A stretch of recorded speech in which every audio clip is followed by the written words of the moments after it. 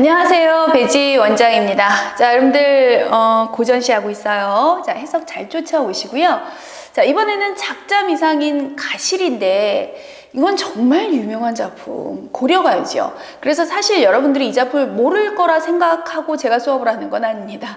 정말 이 작품 정도는 한 번쯤 봤어요, 혹은 저 완벽히 아는데요, 지겨워요 까지 있을 것 같아서 제가 아주 간단하게는 하지만 엑기스는 놓치지 않고 툭툭툭 쳐가면서 할게요. 왜냐면 이게 이미 EBS에 나온 이상 그냥 넘어갈 수는 없는 여러분이 알겠지만 그냥 그래도 엑기스와 그 다음에 총체적인 비교 분석하는 여러분들이 꼭 알아야 되는 넓은 관점 하나만 해서 들어가도록 하겠습니다. 자, 이별 노래죠. 그러니까 이별의 아픔과 슬픔을 노래한, 그러니까 님이 나를 두고 떠난다니까 얼마나 한맺히고 이별 아픔이겠니, 그런 이제 작품이라고 보시면 되고요. 어쨌든 고려가요인데 하나 둘 셋 넷 사연으로 이루어져 있네요. 그래서 이 네 개로 이루어졌을 때 우리는 보통 기승전결의 구조로 볼 수 있겠죠. 볼 수 있는 작품이고, 뭐 기술도 중요하진 않아. 1차적인 해석이고요. 그 내면 속에 있는 핵심만 들어가시면 되겠습니다. 자, 해석 먼저 들어갈게요. 가실이 있고 해석 들어갑니다. 가십니까? 가십니까? 라고, 자, 보여요? 써 있는 거? 의문형 문장을 사용했죠. 가십니까? 가십니까? 라고 의문형 문장을 사용해서 하고 싶은 말은 뭐냐면, 가지 말라고요. 정말 가는 거예요? 이런 말. 그냥 몰라서 물어보는 게 아니라, 가는 거야? 벌써 가? 이거 아니고, 가는 거예요? 안 되는데, 진짜 가요? 뭐 이런 느낌, 얘들아. 그래서 써놨잖아. 해석을 잘하라는 건 그 해석을 통해서, 그러니까 선지에서는 해석해봐 이렇게 나올 거 아니잖아. 무엇을 말하느냐, 그러니까 의문형 문장을 사용해서 가지 않았으면 하는 마음을 반복적으로 사용하고 있다, 뭐 이렇게 표현이 나올 거거든요. 그래서 해석과 내면 해석이 중요하다고 계속 얘기를 하는 거야. 어쨌든 가십니까? 가십니까? 거기다가 하나 체크해 놓으세요. 나난이라고 했는데 요거 사실은 우리 정석가에서 했었죠. 아무 의미 없는 나난이라고 하는 거, 의미를 두지 않는, 그러니까 의미가 없다라고 하는 건 해석하지 않는다, 그러한 그냥 음수율을 맞추기 위해서 그냥 써준 여음이에요. 그러니까 의미가 없다는 거지. 그러니 나난이라고 했지만 저는 해석은 가십니까? 가십니까? 로 끝났죠. 그래서 의미 없이 맞추려고, 음수를 맞추려고 쓰는 이런 것들은 꼭 기억을 해두시고요.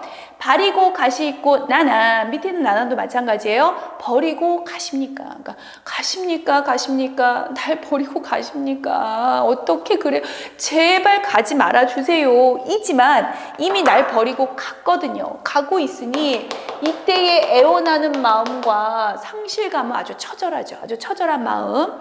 자, 위 증질과 태평성대 여러분들 보시라고 거기다가 박스 쳐놨고요. 태평성대는 그러니까 태평성대를 얘기하는 거야. 그래서 사실은 매번 얘기하지만 고려가요에서 이렇게, 아니 지금 처절하게 이별한다면서요, 선생님. 그런데 무슨 태평성대를 얘기하고 있어? 이런 게 바로 매번 얘기하지만, 지금 비록 얘는 고려가요지만 이게 입에서 입으로 불리다가 조선시대에 와서 기록되고 조선시대 궁중음악으로 사용되면서 약간 후렴구들이 이렇게 붙었을 것이다. 뭔가 태평성대인 조선의 모습 속에서, 그걸 기원하는 모습 속에서. 이 얘기는 매번 하던 얘기가 이제 안 해도 되지? 자, 어찌됐건 여러분들이 기억해야 되는 건, 이게 후렴구입니까? 후렴구입니다를 기억하는 거고요. 혹시 몰라서 한 번만 더 얘기해요. 후렴구의 다른 표현, 여음구도 후렴구하고 같은 뜻이야. 여흥구라고 해도 같은 뜻이에요. 조음구라고 해도 같은 뜻입니다. 다 후렴구라는 뜻이에요. 그러니까 약간 음악성을 돋아주기 위한 후렴구라고 생각하시면 되죠.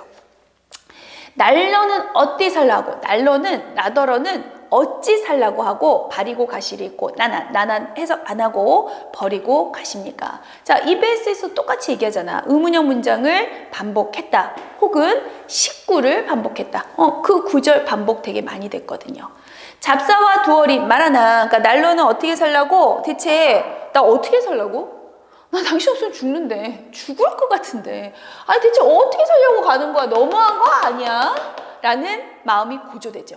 처음에는 애원하고 상실감이 크겠지만 시간이 지날수록 이게 반복되면 원망의 심정이 생깁니다. 하지만 자, 그럼에도 불구하고 자, 들어갈게요. 이 작품의 특징이자 엑기스입니다. 잡사와 두얼이 말하는 잡아두고 싶지만은, 그러니까 마음 같아서는 얘들아 못 가게 잡아두고 매달리고 애원하고 싶어. 그런데 알잖아 얘들아, 매달리고 애원하면 더 싫어요. 이게 원래 보통 사람이 가지고 있는 심리. 즉 서운하면 아니올세라, 서운하면 아니올까봐 두려워서요.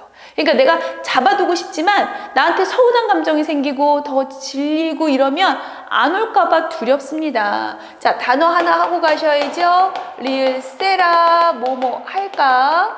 두렵습니다. 걱정됩니다. 얘들아, 내가 고3인 너희들한테, 고3인데도 불구하고 뭔가 이런 거 고전을, 아니 이 바쁜 우리 고3한테 릴세라, 녀다, 얘들아 지다라는 뜻은 뭐 괴다, 사랑하다, 이런 거 사실은 되게 촌스럽죠. 촌스러운 거 맞아요. 1학년 때 여러분들이 하고 올라왔어야 되고 우리는 더 거창한 것도 배울 수 있겠지. 하지만 사실은 가장 기본이자 근간이야. 왜? 고전도 지금 우리는 비록 이 작품이 나올지 몰라서 EBS 작품이니까 이 작품을 공부하고 있지만 반드시 EBS에서 고전시가 채택되리란 보장이 없기 때문에, 바꿔 얘기하면 낯선 고전시도 나올 거예요. 그런데 출제자들이 낯선 고전시를 채택을 할 때는 어떤 기준이냐면 이 정도는 해석할 수 있잖아. 왜? 너희 배웠잖아. 아니 너희 괴다 정도의 뜻은 알고 있지 않나? 여다의 뜻은 알고 있지 않나? 얘들아, 리을세라 알잖아. 이런 단어들이 들어가 있는 것들을 내는 거야. 그러니까 가장 기본이기도 하지만 낯선 고전시를 여러분이 해결할 수 있는 방법이기도 해요. 뭐가? 필수적인 어휘들을 알아놓는 거, 이런 표현들을 기억하는 거 너무 중요한 거거든. 그래서 할 수밖에 없어요. 하는 게 맞는 거야, 얘들아. 그러니까 아는 학생들은 그냥 다시 한번 복습하시고, 모르는 학생들은 외워야죠. 지금이라 너무 중요하니까 내가 쓰는 거지. 이거 얘들아 내가 촌스럽게 가시려면서 하고 싶어서 하는 거 아니야. 자, 갑니다 그냥. 자, 어찌됐든 서운하면 아니 올까 두렵습니다. 그래서 거기 뭐뭐 아니 올까 두렵습니다, 여기다 해석에다가 제가 가로 쳐놨죠. 그거 쓰시고요. 자, 그래서 잡을 수가 없어요. 안 오면 어떡해. 솔직히 말하면 오거나 말거나 얘들아. 요즘 같아서는 나 버리고 간대는데 내가 정성을, 야 내가 잡아서 안 올까봐 두려워서 보내드립니다 보다는 너 일로 와. 이러고 싶은 게 요즘 사고 아니야? 그런데 안 올 게 더 두려워. 아니 날 버리고 갔는데 오는 게 좋아요? 아유 그것도 싫어. 이게 요즘 정서라면, 옛날에는 갔다가라도 와주면 난 그거라도 고마운데 안 올까봐 나는 걱정스러워요 라고 얘기하는 것 자체가, 아니 올까 두렵습니다 라는 것 자체가 매우 전통적인 가치관, 전통적인 여인의 자세 같은 인고의 자세, 참고 인내하는 끝까지 의 모습이 보이죠.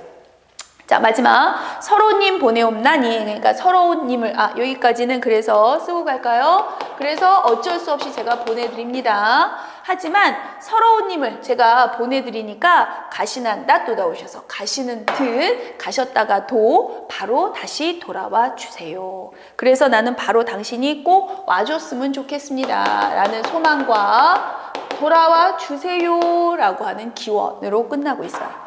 기본적인 내용 전개와 1차적인 해석 하실 수 있으시죠? 자, 제가 거기에 중요해서, 저 빨간색으로 써볼까요? 중요해서 밑에 사연에 밑에 제가 이렇게 주체 2개로 나누는 거 보이지? 셔로님이라고 하는 거 거기다 필기할게요. 셔로님이라고 하는 걸 1차적으로 해석을 하면 서러운 이미지요. 그러니까 쉽게 얘기하면 주체를 찾아라 라고 얘기한다면 이미 서럽다는 뜻이에요. 서러운 님, 그러니까 이미 서럽다라는 의미로 쓰여서 서러운 님을 당신이 서러워요? 그래서 가지만 제가 기다릴게요. 갔다 오세요. 이렇게 해석도 하고요. 왜냐면 이 자체로는 이렇게 해석이 되는 게 맞으니까. 그런데 잘 생각해 보시면 아시겠지만 문맥상은 좀 안 어울려요. 왜냐면 님이 간다고 했고 내가 잡지도 못하고 보내드리고 이런 건 지금 나지. 님이 지금 왜 서러운데. 그런 입장에서 보자면 주체가 임이 아니라 화자인 나일 수 있겠다. 그러니까 서로님이라고 얘기하지만 나를 서럽게 하는 님으로 해석해도 괜찮지 않을까. 그래서 그냥 나를 서럽게 한다, 서럽게 하는 임이다. 하지만 어쨌든 그러니 서러운 것의 주체는 나다. 주체, 요거의 주체. 이렇게 두 가지로 나누어서 해석할 수 있다. 그거 밑에다가 잘 써놔 주시면 됩니다.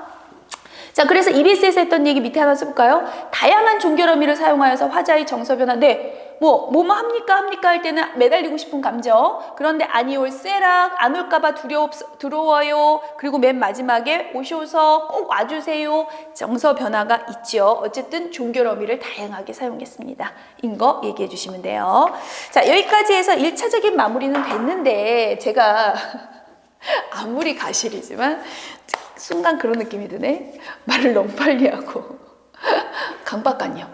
여러분들은 졸립지 얘들아? 졸릴까봐 그냥 한마디 하고 갈까 우리? 그냥 지나가는, 좀 졸리니까 머리 그냥 아니 이게 이렇게 너무 여러분들이 1, 2학년 때 당연히 했어야 되고 해왔고 너무 쉬운 작품은 좀 미안해서 그러는 거야 내가. 왜냐면 아유 저런 걸 저렇게 길게 나한테 감히 우리한테 이럴까봐 제가 좀 미안한 마음에 막 강박관념처럼 막 빨리 하는 거야. 그래서 나 너무 빨리 했지 말을. 그런데 사실 한편에서는 EBS 작품이니까 반드시 해야 되는 게 맞고 사실은 가장 필수고 중요하니까 또 해야 되는 게 맞고 또 여러분들 중에 했든 안 했든 이게 약간 잊혀져서 정확히 모를 수 있거든요. 그러니까 하는 게 맞지만 그럼에도 내가 살짝 미안한 마음에 빨리 했습니다. 이해해 주세요. 자, 요거 좀 살짝 지우고 중요한 거 라기보다 여러분들 이해하시라고 틀 잠깐만 보여드립니다. 이제 큰 틀, 심화 내용 하나만 들어갈게요. 보기 조건 주면서 문제를 내고자 할 때 낼 수 있는 조건이니까 항상 얘들아 이 작품이요. 가시리를 항상 작품에 대한 그 분석을 할 때 가장 많이 같이 묶어서 이야기 나오는 게 김소월의 진달래꽃입니다. 알고 있잖아. 나보기가 역겨워 가실 때는. 나보기가 역겨워 가실 때 고이 보내주기 쉽지 않아요. 그런데 어쨌든 진달래꽃의 화자는 고이 보내주거든요. 그리고 이별을 당하는 처지인데 어쨌든 받아들이거든요.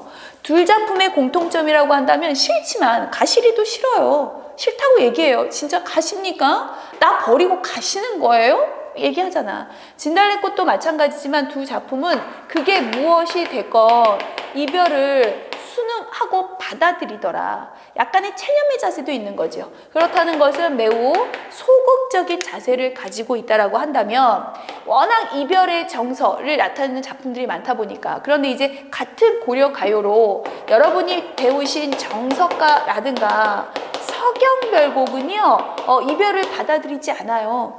정석가 알겠지만 절대 이별하지 않겠습니다가 특징 아니었어? 불가능한 상황 설정을 통해서 그럴 때만 이별할게 이거 있잖아 그거. 그리고 서경별곡은 심지어는 남을 모함하면서까지 무슨 일 있어도 당신 쫓아갈 거예요. 절 사랑만 해주신다면 전 쫓아갑니다 라고 얘기를 하거든요. 그러니 저는 무조건 쫓아갈 거야. 따르겠습니다. 어찌 보면 스토커 같아. 그러니까 완전 다르죠? 매우 적극적인 이별에 대처하는 자세가 나타나요. 자, 자세 매우 많이 다르다는 거 확인하시면서 보시고 아 그렇구나 저렇게 차이가 날 수 있겠구나 라는 거 보기 조건을 주면서 조금 넓게 갈 때 나올 수 있는 거라서 특징으로 이해해 두시면 문제가 어떻게 응용이 되더라도 이 작품의 특징 요거 지금 가지고 있으면 문제는 푸실 수 있을 겁니다. 자, 이 가시리도 여기서 마무리할까요? 여러분들 많이 알았던 작품이지 좀 어려운 작품에서 또 다시 만나 뵙겠습니다. 수고하셨습니다.